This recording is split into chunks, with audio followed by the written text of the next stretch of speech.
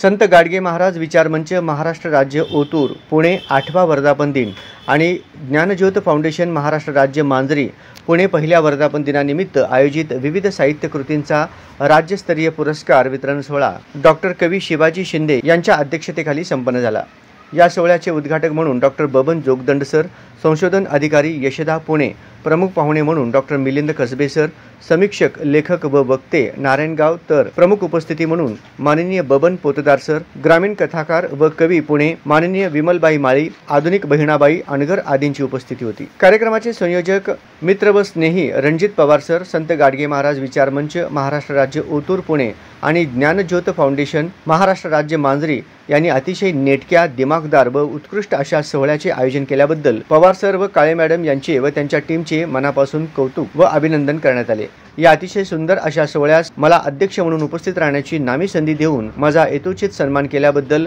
मी माननीय रणजित पवार सर, माननीय कविता काळे मॅडम व त्यांच्या सर्व सहकाऱ्यांना मनापासून धन्यवाद देतो, असे कवी शिवाजी शिंदे हे म्हणाले। महाराष्ट्र साहित्य परिषद पुणेचे अध्यक्ष प्राध्यापक डॉक्टर मिलिंद जोशी सर यांची भेट झाली। त्यांना माझा अंतस्थ ओंकार हा काव्यसंग्रह व नुकतेच प्रकाशित झालेले माणसातला देव माणूस बापूरावजी जाधव हा चरित्र ग्रंथ भेट दिला, असेही ते म्हणाले।